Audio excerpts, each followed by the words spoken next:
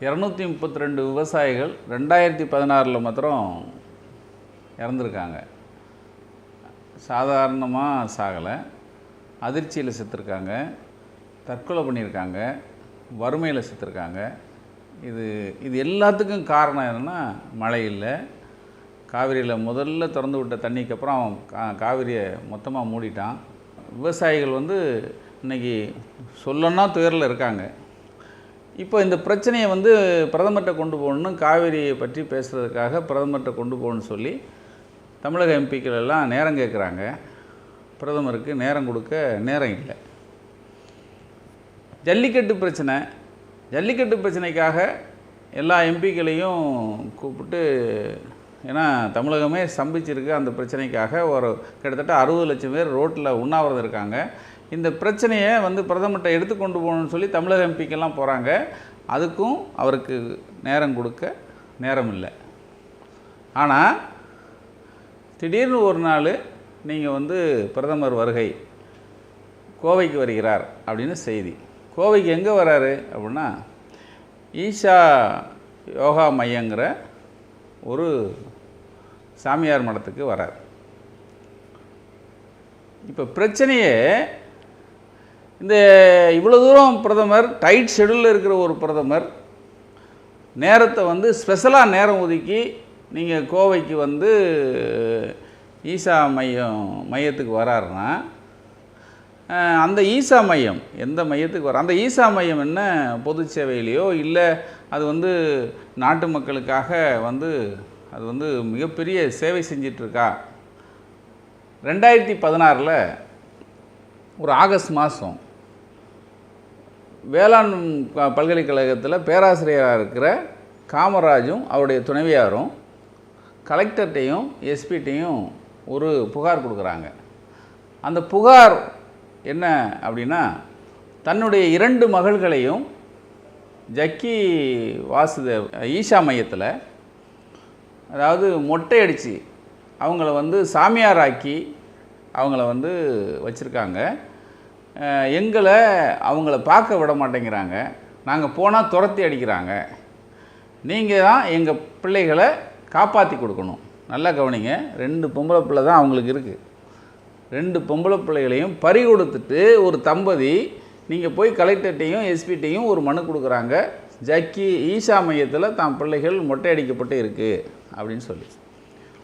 இப்போது இது ஒரு பக்கம் புகார் கொடுத்துட்டு இவர் அந்த பத்திரிகையாளரை சந்திக்கிறார்.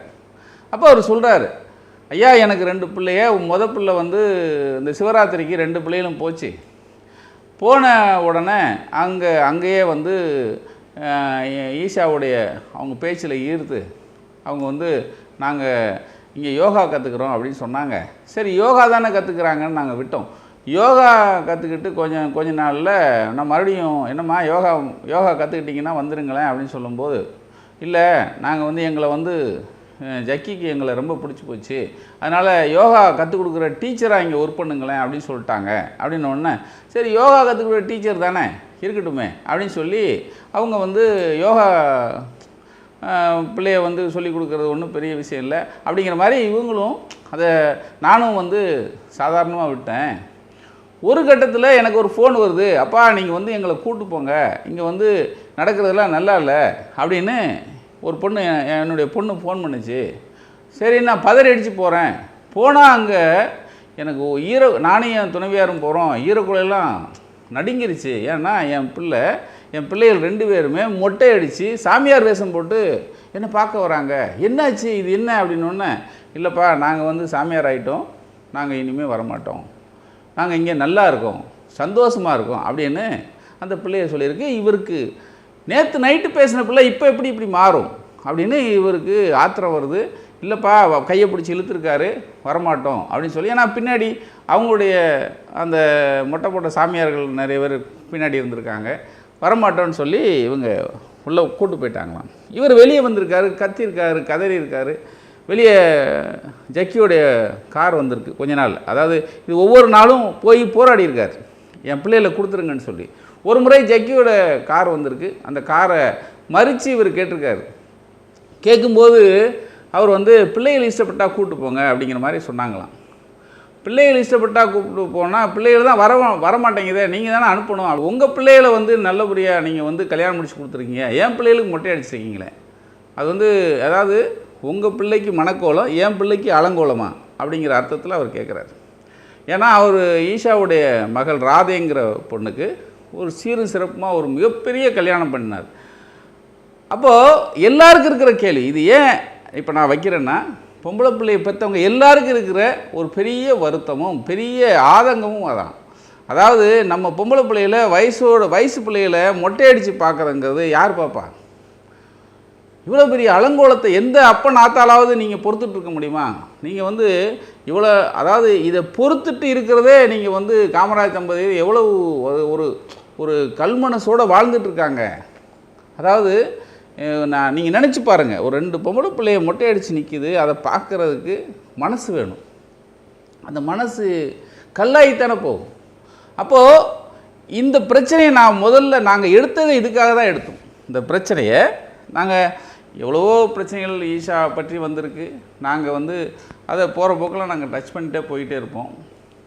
ஆனால் இதை ஏன் நாங்கள் முக்கியமாக இன்றைக்கி உங்கள் முன்னாடி வைக்கிறோம்? அது காரணமே, இது போன்ற பொம்பளை பிள்ளைகள் நிறைய பேர் மொட்டை அடிக்கப்பட்டு சாமியாராக்கப்பட்டு உள்ளே இருக்குங்கிற செய்தி வருது.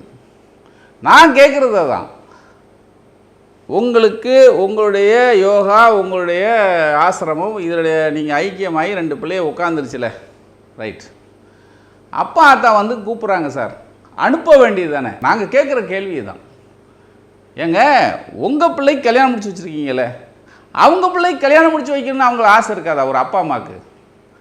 நீங்கள் என்ன சொல்கிறீங்க? அவங்க பிரியப்பட்டால் போங்க, அவங்க பிரியப்பட்டால் கூட்டு போங்க, நீங்கள் தான் வசியம் பண்ணியில் உள்ளே வச்சுருக்கீங்க அப்படிங்கிறது தான் எல்லாருடைய கூற்று. வசியம் பண்ணி பொம்பளை பிள்ளைகளை உள்ளே வச்சுருக்கீங்க. இதில் ரொம்ப ரொம்ப ரொம்ப வருத்தமான விஷயங்கள் நிறைய. இவர் போராடுறாரு, இந்த கம்ப்ளைண்ட் கொடுக்குறாரு, எஸ்பிகிட்ட கலெக்டர்கிட்ட கொடுக்குறாரு. இது மேலிருந்த வாரியாக சும்மா நாம்கியாவாஸ். ஏன்னா எல்லாருமே இவங்க கட்டுப்பாடில் இல்லை, இவர்களுடைய கண்ணசைக்கு ஏற்ற மாதிரி அந்த அரசே இருக்கிற மாதிரி தான் இன்றைக்கி வரைக்கும் இருக்குது. முதல்ல எஸ்பி வந்து அவங்களுடைய அலுவலகத்துக்கு கூப்பிட்டு விசாரிக்கிறார். அவங்க அலுவலகத்துக்கு கூப்பிட்டு விசாரிக்கும் போதே இந்த 2 பிள்ளைகளுக்கு பின்னாடி இன்னொரு பீம்பாய் மாதிரி கேள்கள் 2 பேர் வராங்க. அவங்க எப்படி பின்னாடி அவங்கள வச்சுக்கிட்டு இவங்க எப்படி சொல்ல முடியும்? அப்போது அவங்க அந்த இடத்துலையும் நீங்கள் வந்து நாங்கள் மனசோடு தான் இருக்கோம், நாங்கள் விருப்பப்பட்டு தான் இருக்கோம்னு எஸ்பி ஆஃபீஸில் வந்து சொல்லிட்டாங்க. மறுபடியும் இவங்க உயர்நீதிமன்றத்துக்கு கொண்டு போகிறாங்க. உயர்நீதிமன்றத்தில் ஒரு மாவட்ட நீதிபதி தலைமையில் நீங்கள் வந்து இதை விசாரிங்க அப்படின்னு சொல்லும்போது, மாவட்ட நீதிபதி எங்கே போகிறாரு? ஈசா மையத்துக்கே போகிறார். ஈசா மையத்துக்கே போய் அந்த பிள்ளைகளை விசாரித்தா அங்கே எப்படி சொல்லுவாங்க? மாவட்ட நீதிபதி வந்து சொல்லிடுறாரு, இந்த மாதிரி நாங்கள் விசாரித்தோம், அவங்க வந்து அங்கேயே இருக்கிறேன்னு சொல்லிட்டாங்க. மறுபடியும் போலீஸ் என்ன சொல்லுது? 18 வயசு மேலே வந்துருச்சு, அதனால் அவங்க வந்து சட்டபூர்வமாக அவங்க எங்கே இருக்காங்களோ அங்கே இருந்துக்கலாம் அப்படின்னு சொல்லி கணக்கு முடித்து அனுப்பிட்டாங்க. யோசிச்சு பாருங்கள், நெஞ்சு பதற ஒரு விஷயம். ஏன்னா எனக்கு இன்றைக்கு வரைக்கும் ஆறவே இல்லைங்க. எப்படிங்க? சரி, நீங்கள் சட்டம் இது எல்லாமே உங்களுக்கு சாதகமாக இருந்தாலும் மனிதாபிமானம் வேணாம்? ஒரு அப்பா ஆத்தா துடிக்கிறாங்கங்க. இன்றைக்கி அந்த பிள்ளைகளுக்கு வாரிசு, அவங்களுக்கு அந்த குடும்பத்துக்கு வாரிசு இல்லை. ஐயா, ஓ வாரிசுக்கு நீங்கள் கல்யாணம் முடிச்சு வைக்கும்போது அவங்க வாரிசு கல்யாணம் முடிச்சு வைக்கக்கூடாதுன்னு என்னங்க அநியாயம் இல்லை இது மனிதனாக பிறந்த சராசரியான மனிதர்களுக்கு இருக்கிற ஆசை. தான் பிள்ளைய கல்யாணம் முடிச்சு கண்ணுக்கு முன்னாடி இருக்குன்னு ஏன் நினைக்கக்கூடாது? இதை ஏன் ஒரு பெரிய மனுஷன் ஒத்துக்கக்கூடாது? இதனால தான் ஓஹோ ஈஷா. அப்போது இந்த ஈஷாக்குள்ளே நிறைய ஒரு மர்மங்கள் இருக்குது. அப்போது இந்த ஈஷா எப்படிப்பட்டது அப்படிங்கிறத நம்ம அதை உள்ளே போய் நம்ம வந்து என்ன நடக்குங்கிற விஷயத்த மக்கள்கிட்ட சொல்லணுங்கிறதுக்காக நான் தம்பி எங்கள் பொறுப்பாசிரியர் லெனின்கிட்ட சொல்கிறேன், எனக்கு ஈஷா பற்றி நமக்கு வேணும் தம்பி அப்படி. அவர் நம்ம கோவை நிறுவர் தம்பி அருள் நம்ம கூட இருக்கிறார், அவர்கிட்ட இந்த பொறுப்பை ஒப்படைக்கிறாரு.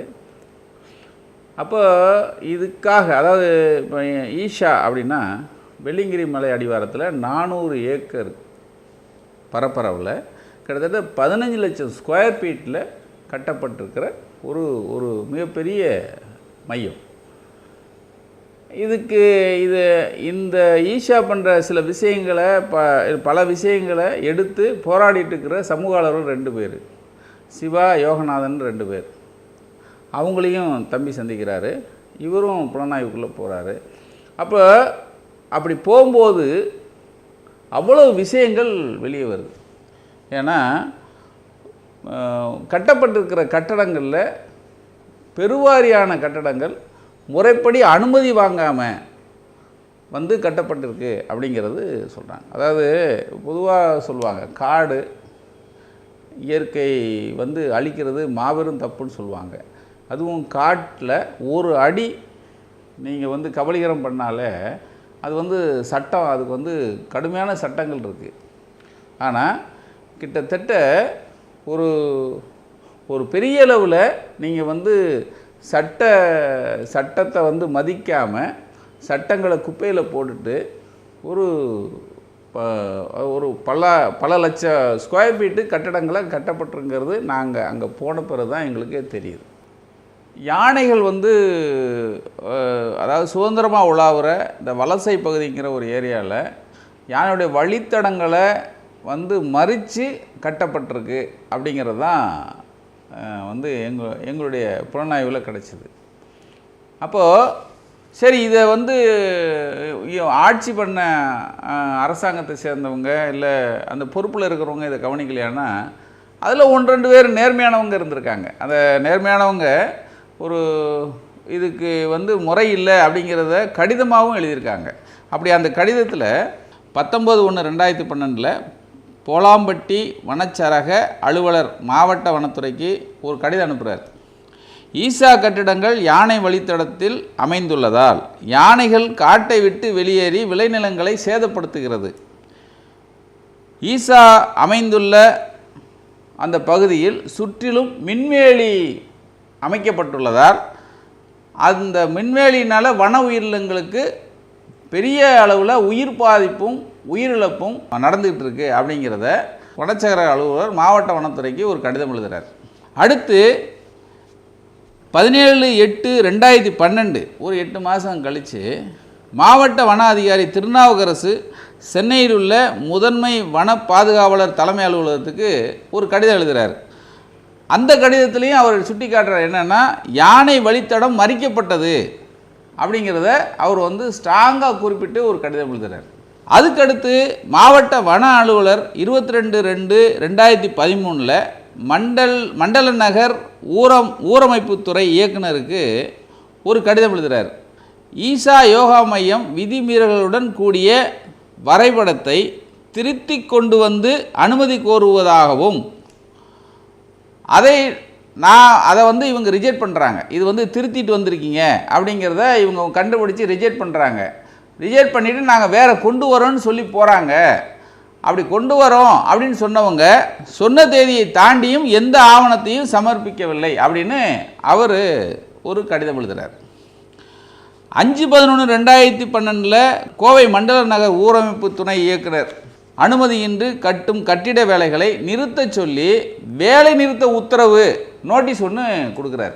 எப்படி பாருங்கள், நீங்கள் தொடர்ந்து பாருங்கள். இது வந்து கடுமையாகவே நாம் சொல்கிற மாதிரி எல்லா அதிகாரிகளையும் எல்லா அரசு பணியில் இருக்கிறவங்களெல்லாம் எல்லாரையும் வாங்க முடியாது அப்படிங்கிறதுக்கு நான் சொல்கிற இவங்கெல்லாம் ஒரு எடுத்துக்காட்டு. ஏன்னா இவர்கள் நேர்மையாகவும் அதே நேரம் அதாவது காட்டை அழிக்கிறாங்க, யானை தடத்தை வந்து அழிச்சிட்டாங்க அப்படிங்கிறத பொறுக்க முடியாமல் அவங்க சட்டத்தின்படி அவங்க வந்து கடிதம் எழுதியிருக்காங்க.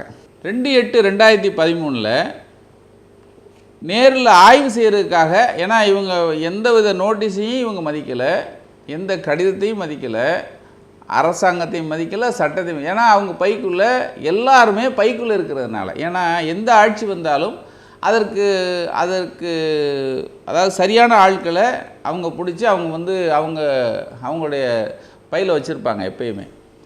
அந்த வகையில் தான் யார் எதையும் மதிக்காமல் அவங்க வந்து கட்டடங்களை கட்டிகிட்டு இருக்காங்க.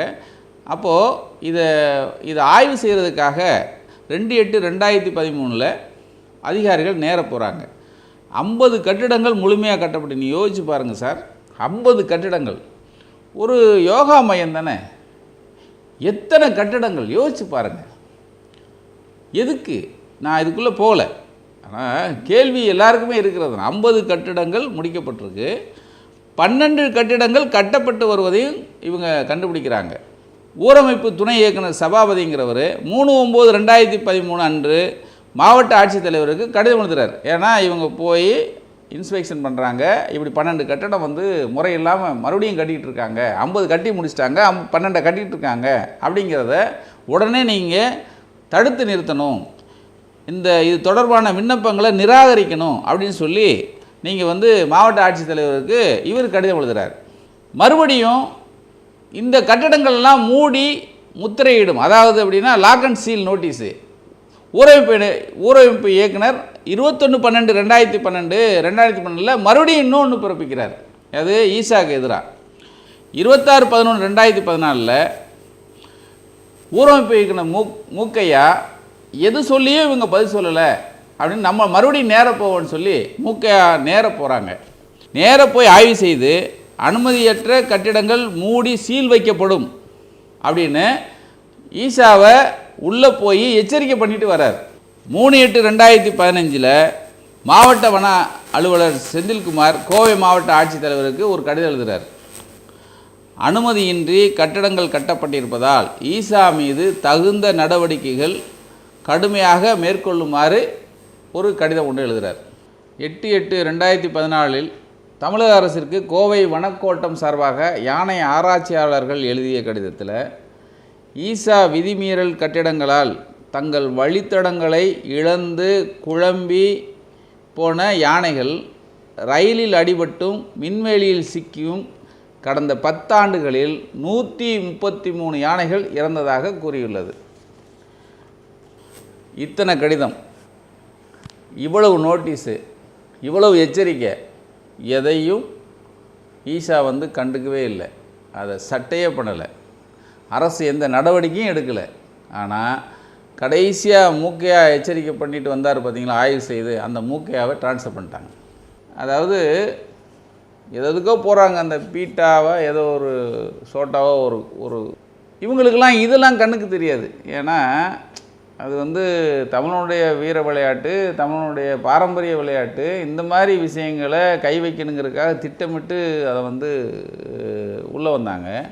ஆனால் கண்ணுக்கு முன்னாடி இது வந்து ஒரு 133 யானைகள் கடந்த 10 வருஷத்தில் வழித்தடம் மாறினதுனால இறந்துருக்கு, பயிர்களை நாசம் பண்ணியிருக்கு, எவ்வளவோ மக்களுடைய வாழ்வாதாரம் அழிஞ்சு போயிருக்கு. இவ்வளவும் நடந்தும் இன்னமும் வந்து இதை வந்து நமக்கும் அதுக்கும் சம்மந்தம் இல்லை அப்படிங்கிற மாதிரி ஒரு பிரதமர் வந்து போயிருக்கார். இப்போ நீங்கள் புரிஞ்சுக்குவீங்க. அதாவது பிரதமர் தன்னுடைய வேலையெல்லாம் விட்டுட்டு ஒரு இவ்வளோ பெரிய டைட் ஷெடியூலில் ஒரு மையத்துக்கு வராரு. ஏன் வராரு? ஈஷாங்கிறது என்ன சேவை செஞ்சுருக்கு, அது எவ்வளவு சேவை செய்யுது, இயற்கையோடு வந்து வாழ்ந்துட்டுருக்கிற யானைகளுக்கு எவ்வளோ பெரிய தொந்தரவு கொடுத்துருக்கு அப்படிங்கிறத இப்போ நீங்கள் பார்த்த ஆதாரங்களை வச்சு நீங்கள் முடிவெடுத்துங்க. ஏன்னா இது இல்லாமல் இப்போ 2-3 நாட்கள் முன்னாடி நீங்கள் வந்து உயர்நீதிமன்றத்தில் இந்த வழக்கு, இது சம்மந்தமான ஒரு வழக்கு வரும்போது அந்த வழக்கில் அரசாங்கம் இப்போ சொல்லியிருக்கு, ஆமாம் நிறைய விதிமீறி கட்டடங்கள் நிறைய கட்டியிருக்காங்கன்னு அவங்களும் சொல்லியிருக்காங்க. பெரியவர், ஒரு தூய்மையான அரசியல்வாதி, எல்லாரும் மதிக்கத்தக்க அரசியல்வாதி ஐயா நல்லக்கண்ணும் ஈஷா மையத்தினுடைய சட்டமீறல்களை, அதாவது இதுவரைக்கும் வெளியே வந்து ஒரு பத்திரிகைகள் மூலமாக அவரும் சொல்லியிருக்காரு.